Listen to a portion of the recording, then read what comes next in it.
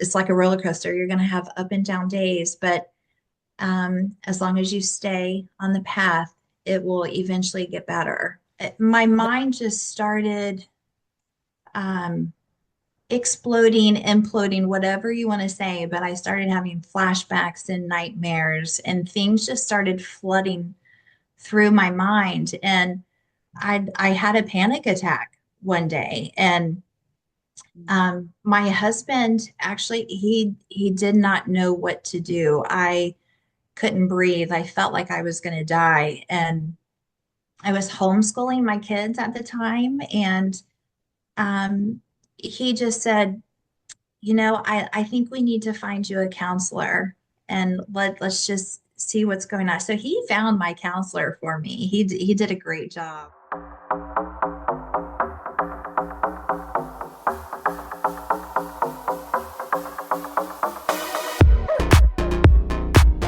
Welcome, everybody, to The Sound. If you're new here, I'm Donna, and this is The Sound, where I like to bring on extraordinary people who really are considered ordinary people, who are everyday people who are doing extraordinary things, really, and who are making their sound in the earth today. And I just like to give them a platform to tell us their story, tell us about what they're doing now, and just to really encourage one another, because we all know that we certainly the world needs encouragement these days. So before we go on, I introduce you to my new guest here today. I'm so excited to have Leah Powley with us today. Don't forget to hit the thumbs up, the likes button, subscribe, comment, share, please, so that we can push these videos up and these interviews up into the algorithm. We can reach more people, because that's really what I want to do. I just want other people to know, to form this network of people who are encouraged and who are encouragers, really get the word out about what the good works that they're doing. So please help us out with that. And without further ado, welcome, Leah. Thank you so much. So excited to have you here. I have I'll give you a little bit of a background on Leah, and then I'm going to let her talk a little bit more about what she does. I met Leah at a seminar that she had last month, where I was invited to go by a friend, and I really knew nothing about anything that she was doing. And I have to say, it was truly, and I almost didn't go. I almost didn't go for, I don't remember what reason, but I almost decided, oh, I'm not going to go, but I really felt that I should. And I went, and it was such a blessing to me. And I actually ran into some ladies that I hadn't seen for years, which was Oh, really wow. good. But anyway, so Leah, excuse me, Leah is a board certified master mental health coach, and her specialization is in crisis response and trauma care. And she focuses on sexual trauma healing. She's a member of the American Association of Christian Counselors, International Board of Christian Care, and International Christian Coaching Association. And she is continuing her education right now. She is also, we're going to talk about all this, but just a little bit of a background. She's a founder and facilitator of a sexual abuse support group called Learning to Breathe Again for the past 6 years. And I'm going to let Leah tell her story about how all that came about. So that's just a little bit about you. Let's start off. How about if you tell us, because this month is mental health awareness, Hmm. right? Hmm. What is, I think we could probably figure it out, but tell us a little bit what is a master mental health coach? What role do you play in that? Well, I meet with women one-on-one, focusing more on their sexual trauma healing. And what I do is I meet with them to encourage, ask questions, to have them look at their sexual abuse in a different way. And I kind of go into that with the seminars too. I ask that women almost do what they may feel is impossible, which is to accept what happened to them, but not only that, but to embrace their story because they are beautiful and God does do something beautiful with their story. And so, coaching is asking questions, being an encourager, pray with them, and just walk beside them on their healing journey and just be a supportive person. I don't diagnose or anything like that. If I see some symptoms or side effects, I may encourage them, to go to their doctor or get more of a psychiatrist or a counselor involved in their life. So, yeah, that's it's an encourager, and I ask a lot of questions Yeah, to I get love to that. get you to think. So do you Yeah. kind of come along? Do you find, how do people come to you? Do they find you through your seminars, or are they referred to you through a therapist, a counselor? How does that happen? I've had all of the above, and it really has been a blessing because I have had some professional counselors refer to me, which is really an honor. Word of mouth seems to be the biggest motivator on how I get to get in contact with women. Is through support group, which right now we have the biggest support group going on right now in 6 years. So, and I'm really blessed by that. And yeah, so really all of the above, just people talking and really coming out. And, it's just supporting them and knowing that they're not alone and that, they can talk about it and it is going to be okay. Yeah. That's yeah, that's amazing what you're doing now.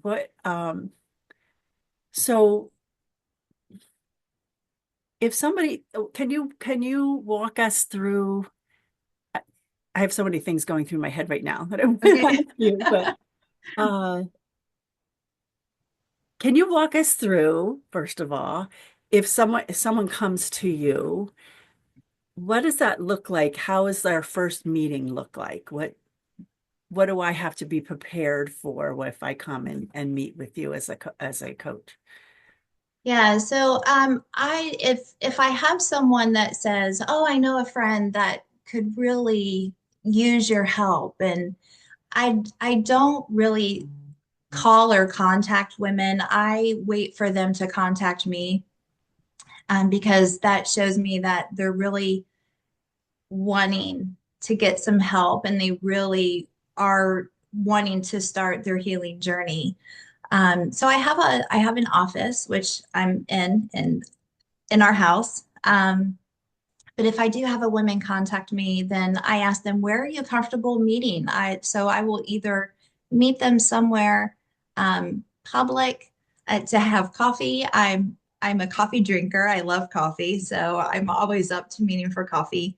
But if they're also comfortable coming to my home office, then we'll meet here. And the first thing that I try to do is just make them feel comfortable, and just knowing that, I'm here to walk alongside of you and support you, and it's okay. And finding your voice is, a really important step, and I'm here to listen.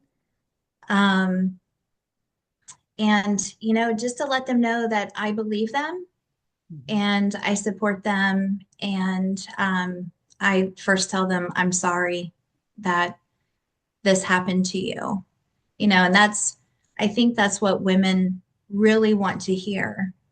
It's just someone that can sit down and just listen, not so much just say whatever they think they should say. Because if you don't understand abuse or walked along with someone who has had sexual abuse, then, if you think you need to say something, more than likely you might say the wrong thing. So Mhm. it's just good to just sit, let them know that you believe them and they're supported and that they're loved and that, number one, their God loves them. Um, and just to say, I'm sorry this happened to you. Yeah, I think that's really important. I don't think we would naturally think, if we're not trained in this area, or have gone through some kind of abuse like this, that being safe is like the Hmm. number one thing. Like, I'm safe with this person. And even meeting with somebody, depending on what their whole situation was and what they've gone through, that it's really, really important to know that I'm safe with this person, Hmm. and to be able to start to open up to somebody is, you have to really feel, I mean, Hmm. even if we haven't been through that, just meeting people, we have to feel safe in order to open up our hearts and to have a discussion, or it depends on, how deep we go. But um, so I think that that's really an important thing to realize, that when you are, and I have to think of that as well. I do. I'm sure we've talked about this a little bit. I do classes using movement and theater for those who are restoring, recovering from abuse. And, even the whole, just being comfortable in our bodies. Hmm. Even, there's just so much with that, just to being a woman. Yeah. But Yeah. being safe in the place that you can actually move, because I use it to move those stuck, blocked emotions, those trapped emotions, through movement, through theater. And you have to get to that place where you feel totally free to allow that to happen through that modality. So uh, Yeah. that's that's for me, I think. So tell it. So, and also, do you think that, because I know you're very open with your story, you are in your Hmm. seminars, um, people are maybe, they may already feel a little bit more comfortable with you because if they know your story. Oh, absolutely. I had a great counselor. She works, she had me work really hard. Um, What does she was that great. mean? Tell me, what does that look like?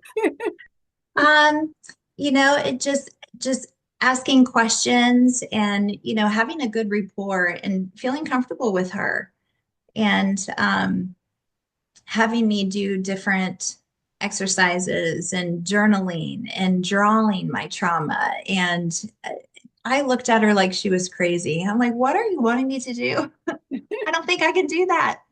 Um, but I love that. And, going through classes and trauma classes, and God given me the ability to think outside the box, to come up with different activities that can pull out um, different thoughts and feelings out of women. Um, it really is so helpful. And And that is work. That is work, yeah, the journaling, yeah. putting the work in. And I think a lot of people might think, oh, if I just go to therapy, which helps, Mhm. obviously Mhm. it's a very good thing. Um, and but don't really think about the work that they have to do themselves to work through all of this. And again, being at your seminar, and I loved how you had that set up and how you had us work, you had us include, you didn't just stand there and lecture us, Yeah. or just give your story, but you pulled us into what you were teaching and what you were doing, and having us look inside of ourselves and Mhm. writing, filling in the answers. And so I like that. Yeah, that is work, right? Well, and that's really what God does, right? And, showing the video of my friend molding the clay, and, God really wants to um, have us on this healing journey and to invite him in. And that can be scary. And, um, I talk with many women that have been angry with God, and ask the question, why did this happen? And, um, that's completely normal. And we talk about that, and we work through that. And in the end, I mean, you can really see God in the deepest part of your pain. And knowing the God that I know now versus before my healing journey, he's pretty amazing. Yeah. Yeah, I don't, you know, I talk enough in my seminars. I don't want to be up there and just talk all the time. I want to ask some questions. I want to get you involved. And the there's one of my seminars that I actually have the tables work together and, establish a little connection with each other because we all have this sexual abuse background bond between us. We have that in common, but our stories are so unique and special. And so to be in an environment with women who have been through the same thing but so different, it kind of makes you feel like you're normal. Yeah, and I think it's good to also to because sometimes when we're traumatized, we're in our own world, Hmm. can't see beyond our world, and we can't so we don't know that there's this whole other world for us out there. And so to Hmm. see and to share with others and how their stories are similar but but different, same Hmm. but different is really good to see. Kind of even to give a little nudge to those who may Yeah. be like stuck in that little, their own world there and can't get out. Hmm. Yeah, it's very isolating, very lonely, very dark. And, just to have someone come alongside of you and just say, I'm here to listen, I'm here for you. And, this is what happened to me, and you're going to be okay. Yeah. And that's it. Yeah, and I think too, there's still that, that stigma, whatever, you want to call it, with Mhm. women going through this, and questions will come up like, well, what did you do to bring this on to yourself? Mhm. What clothing are you wearing? What what did you say? How did you move? How did you act? Mhm. And it doesn't happen to just women, but that's where your focus is, and that's where my focus is. Yeah. So there's so much, as you know, that is seems it's just all wrapped in and wrapped around, and that you're kind of, I see you as kind of like untangling that, Yeah.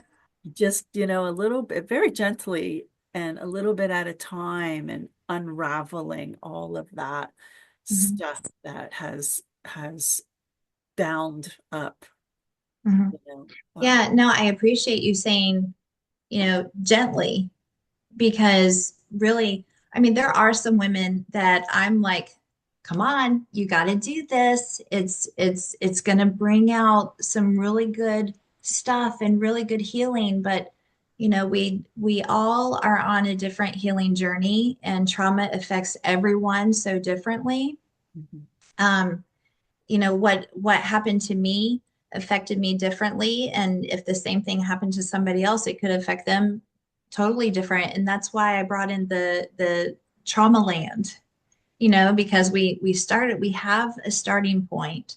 Tell us what that And is. I don't want to interrupt you. Okay, tell us oh, what the trauma land is. yeah, I love so it. as a kid, I would often go into my room and play Candyland. That was one of my favorite games. And one day God just told me, you need to turn this into trauma land. I'm like, what are you talking about?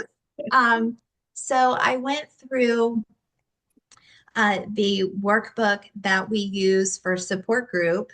It's called Shelter from the Storm. It is a really good Christian based, biblical based workbook that we use in support group. Um, and I bring in some other healing activities and thoughts along with the workbook. But based on the subjects that the workbook uses, I took the actual Candyland board game and I made different stopping points based on the subjects. And so, you can pick whatever color you want to be, and everyone has to start somewhere. Mm. And we never know what cards we're going to be dealt. We may get two red squares, or we might get the chocolate lagoon, or whatever it may be. I want But that one. yeah, go swimming in chocolate. That's like, yes.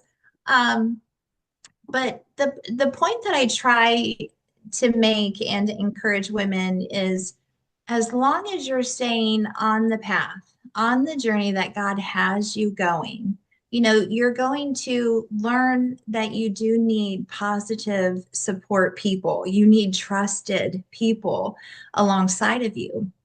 But as long as you stay on the journey, no matter what cards you're dealt, you may get dealt a card that you have to go back 10 spots. That would be a trigger.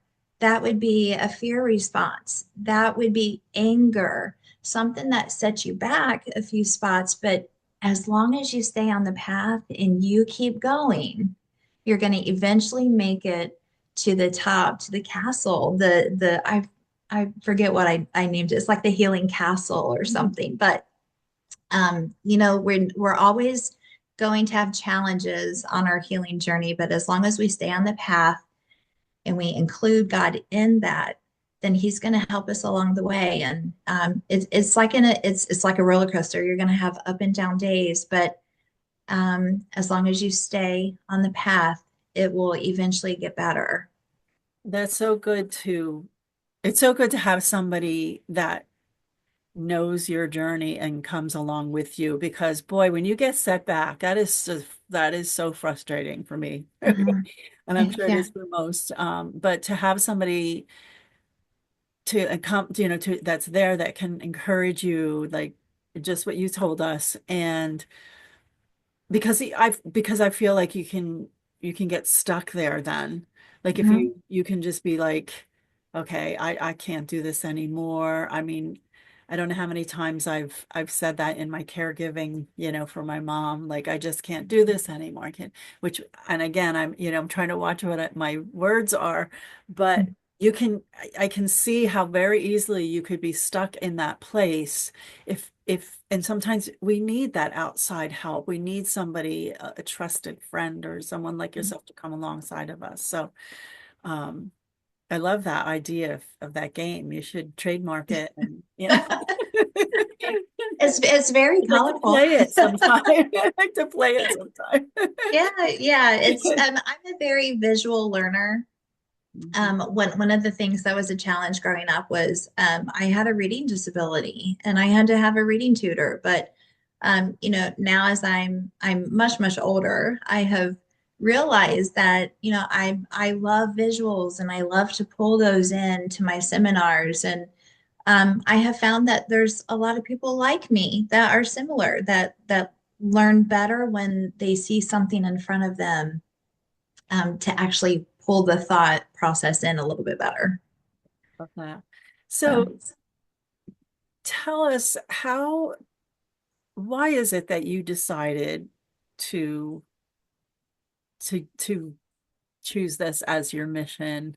oh wow. Um, I mean, it's up to you, I know some people, and yes, I know some people don't like to share their story because they feel but I know you do it in your seminars. But I'm curious to say, because you don't always have to make it your mission what you've been through, but you've chosen to do that, and like you're seeing the fruit of it. We are seeing the fruit of your work and your heart in this. But so Oh, thank what you. made you what made you say this is what I want to do now? It was all God. Really. Um, so yeah, did you want me to tell a little Sure. bit about my If story? Okay. sure, why not? Yeah, so it was back in just to kind of shorten up the story, not to because I could be here all day talking about my story. So back in 2018, I went back home to visit family, and there were a couple things that had happened back there, um, that were triggers, but I didn't realize they were triggers. I didn't know what that word really was in my world. So we got back here, and my mind just started um, exploding, imploding, whatever you want to say. But I started having flashbacks and nightmares, and things just started flooding through my mind. And I had a panic attack one day, and my husband actually he did not know what to do. I couldn't breathe. I felt like I was going to die, and I was homeschooling my kids at the time, and um, he just said, I think we need to find you a counselor, and let's just see what's going on. So he found my counselor for me. He did a great job. Did he know about what had happened to you before this? And did you? He had so really, I think our husbands know before we do, to be honest, because um, depending on your relationship with your husband, if they say or do something and you have a reaction that kind of makes them say, "Oh, I'm sorry, I didn't mean to do that." So I think some husbands may have a thought that maybe something happened, and I think he did think maybe something happened, but I never really talked about it. It was like a black cloud in the back of my mind that I woke up to just about every day of our marriage. And at this point, we were married, goodness, 22, 23 years. Um, we'll be married almost 30 years this December. So it was about 7 years ago, 2018. you know, Whatever. um, so So yeah, you, so you didn't, you knew what happened to you all throughout your life. It's not like you stuffed this all down and then it came out, or oh, I absolutely stuffed it down. okay. So, Yeah. and you didn't, but did you remember that these things had happened to you? There's a lot of things that I remember, but I don't remember before the age of 7. Okay. Growing up, and um, you know, I knew something happened and I had some memories, Mm. but I didn't know what to call it. I didn't know exactly what it was. Um, as a child, I was molested by a family member. From what I believe, putting pieces together, I believe it was from about age 7 to age 12. Um, and it was every holiday, every time we saw each other. So that became a normal for me. Mm. Um, and then when I was 15, I was raped. And so that was a multiple occurrence with the same person. I was groomed. He was much older than me. He was a person of authority. I had known him for a while. Um, so just being getting married, and as the years went by, I thought it was my fault. Mm. I didn't know what to call it. I had never talked to anybody about it. It wasn't in my vocabulary. I never really, I thought it was my fault because, you know, seeing sexual assault in movies and shows, it was always violent, Mhm. right? They always portray it as violent, but that's not always the case. Right. Rape does not have to be violent. And so, I continued to believe a lot of the lies that it was my fault.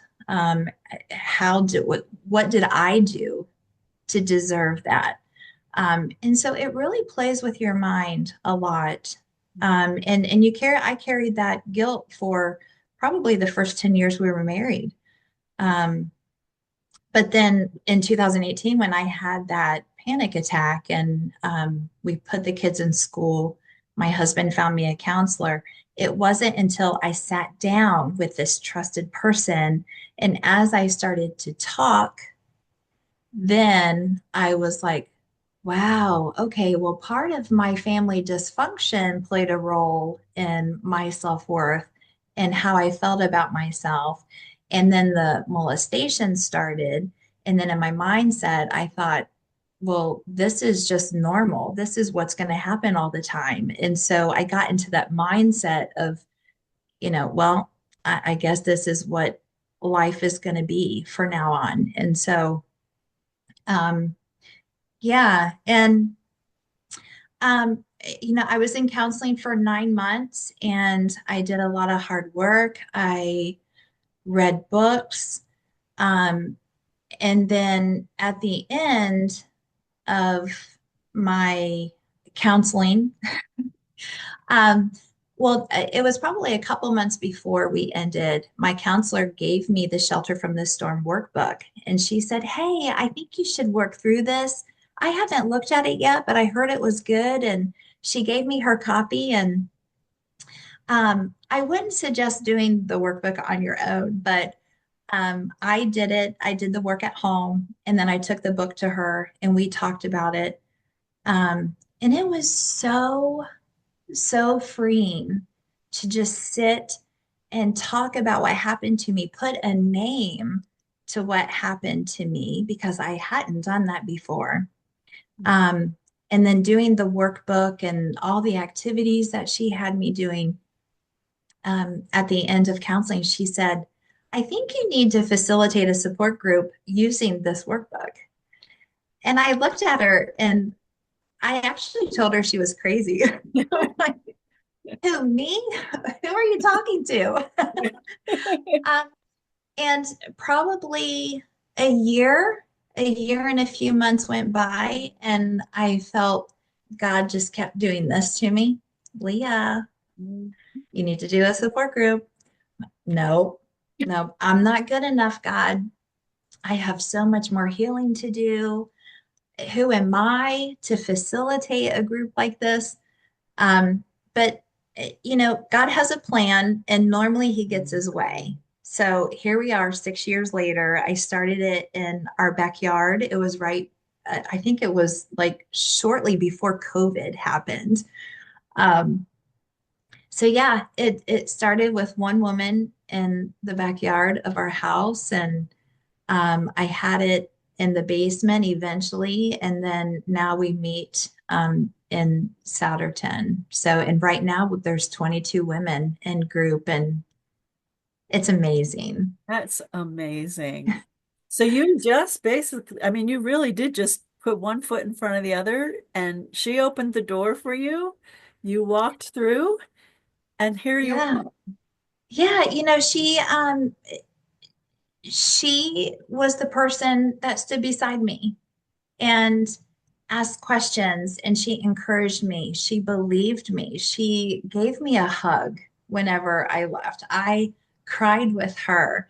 Um, yeah, I will always be grateful to my counselor. And, I just saw such a huge jump in my relationship with God through all of this. And I, I started loving myself again and having confidence in myself. And I was like, you know what? This is and I've had women ask me like what does healing look like? And the only way I can describe it is for me, I've done a lot of healing at the beach. And for me, I feel like healing feels like I'm standing in front of the ocean, listening to the waves, and my arms are open wide, and the sun is just beaming down on me, and I feel free. Like there's nothing else keeping me from being the woman that God intended me to be. And I want that feeling for every woman who has been abused. I want them to know that they are loved by a God who created them beautifully and wonderfully. And I want this feeling for everyone. So that's kind of how I how I landed on. Beautiful. Do you ever go back? Do you ever have moments of going back and saying, I'm not good enough for this. Why am I doing this? Do they ever come back at all?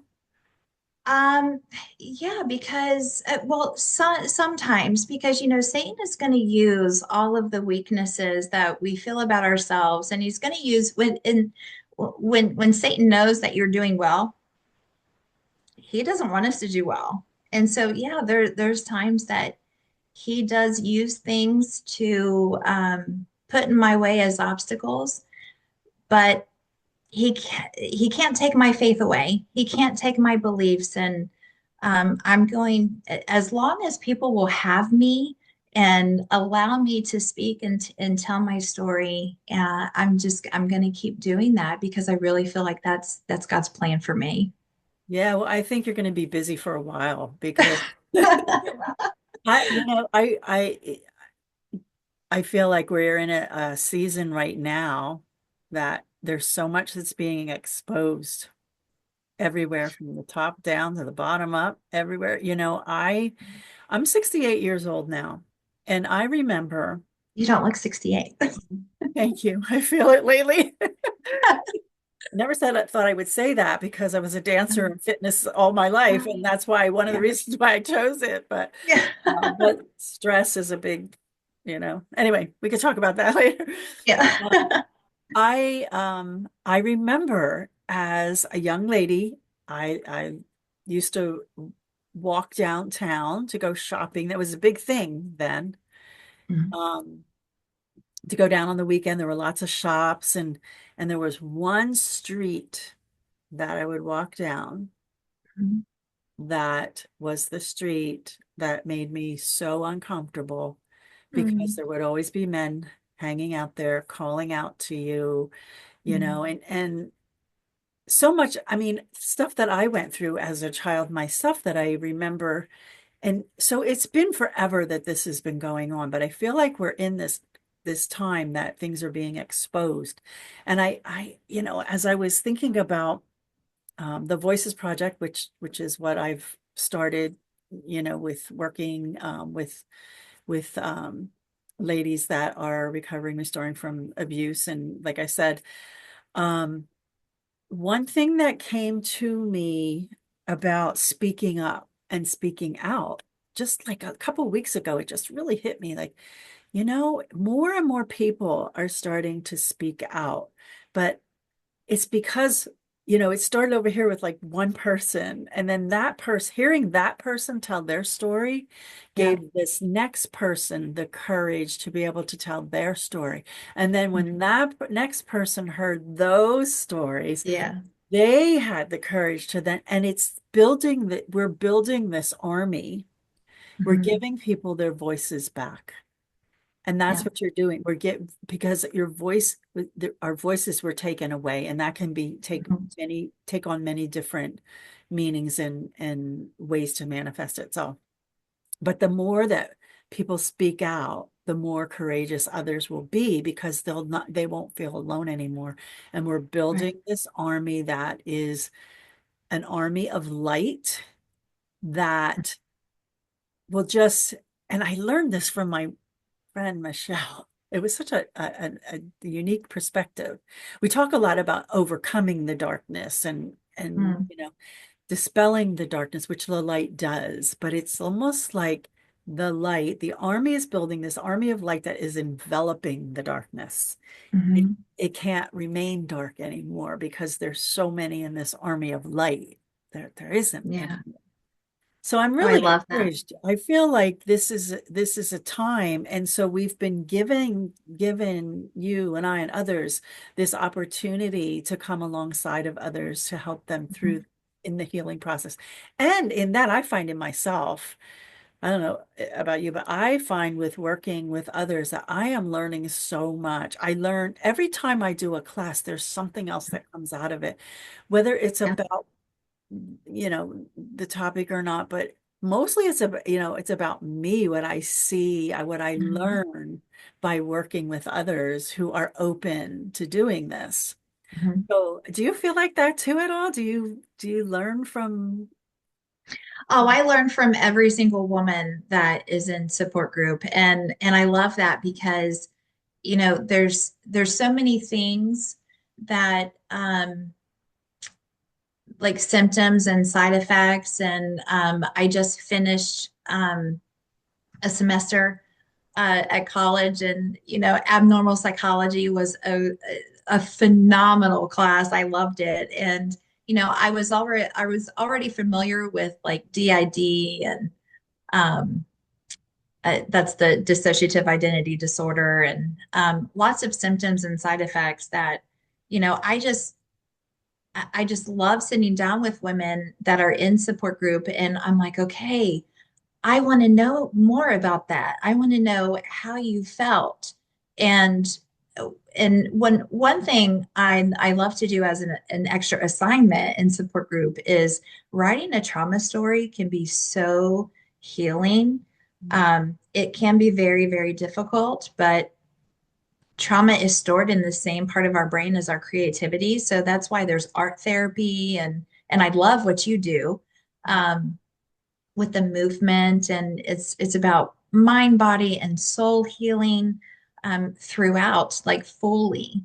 But yeah, I love learning about women, and how they felt during that. And okay, well, let's expand on that. Let's talk further, or let's do this art project, or so the women in support group only make me better by sharing with me, and I love that because I want to be better for the fall group who's coming in. So yeah, I love learning from them. Yeah. Yeah. So, what do you, I know you have something coming up. Uh-huh. Actually, this probably will not be posted until after that, but we'll put some links below for how can people get in touch with you if they want to be part of your group. And then I want to talk to you about something Yeah. else. Okay. Yeah. I run support group twice a year. We meet for 12 weeks. It's every Tuesday evening, 6:30 to 8:30. We are growing. We now have another location starting up in the fall. So the times would be, I normally start early September through early December. So that would be our fall group. And then I always do a spring group too. Um, so yeah, they can learning to breathe again 42 at yahoo.com. That's how they can contact me, get more information. I can get them on the participants list. And so there's a Satterton location and a Schwenksville location. Okay, so we'll put that Yeah. all below. Now, I also see, and before I let you go, because I Uh-huh. this is an interesting thing to talk. We could talk for hours, actually. Oh, I know. I know. I love it. That you serve as a session leader at a local nonprofit horse ranch called Living Streams Ranch. Mhm. And that this ranch serves women, teens, and children who are dealing with grief, trauma, and other deep emotional pain. So tell us about that. I love that idea. Oh, It seems like wow. they're popping up more and more, like these Yeah, facilities. I love the different avenues that God has me on, just because I feel like my world is getting smaller because, I have women in support group, and then they're also at the ranch too. So, Mhm. um, a very funny story, quick but funny. While I was doing support group back in 2019 or 2020, an application for Living Streams Ranch came across me. Someone gave it to me. I don't even remember who. And I put it in my desk drawer, and I was like, I don't need that. I'm doing good. Um, but I had someone that was a participant in support group, and she was applying for sessions at the Living Streams Ranch. And she was talking about how great it was. And she talked to Deborah Tully, the owner of the ranch, about the support group that I had. And she's like, we need to get you guys connected. And so somehow Deb and I got connected, and we wanted to refer to each other, and kind of find out about each other. And so there was an opening for sessions. So I went through the actual sessions there. As soon as I stepped foot on the property, I was like, oh my goodness, this is wonderful. This is a beautiful, spiritual, godly place. And I could just feel the peace as soon as I got onto the property. So I went through sessions, which is 10 weeks, and they had a prayer meeting to dedicate the property for the upcoming spring session, I believe it was. And so I went, and during the dedication prayer part, Deb had mentioned that she needed more session leaders. And God was like, that's you, Leah. Push your hand up there. Push there. That's you. Yeah. So Deb and I immediately got eye contact, and I was like, "Mm." So yeah, here we are 2 years later. So I love my life, and I love what God has me do, because I have support group, which is group sessions, which is very, very good. It's a whole different avenue of healing, and you've got people, like many women coming to support you that are on the same path. Mhm. But at the Living Streams Ranch, it's one-on-one sessions.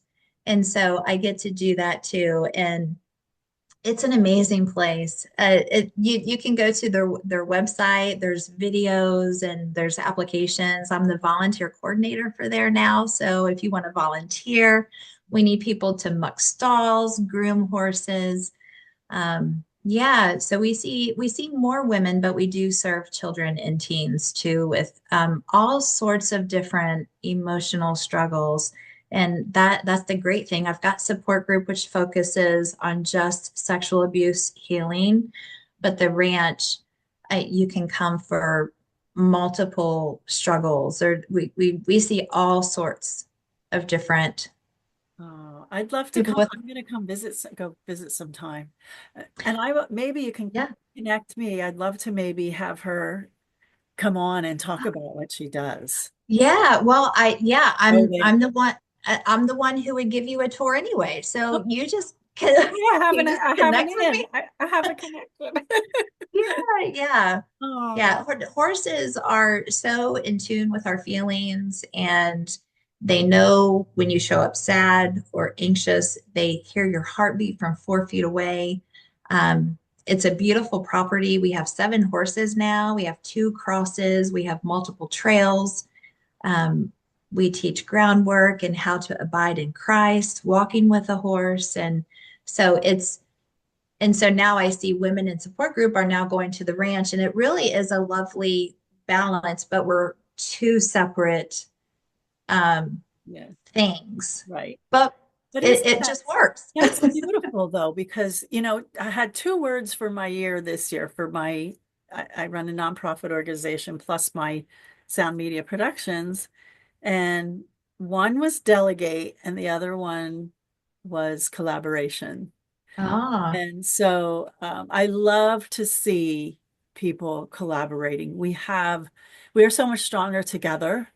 mhm. And yes, we have our separate missions, but we are so much stronger together. And so I'm happy to see that starting to happen as well. Because I come from the dance world, years ago, where even now it's still pretty competitive. And I could never understand it back then either. I had a performing arts school for many years. It'd be like, I don't understand why people have these attitudes. Why can't we just work together?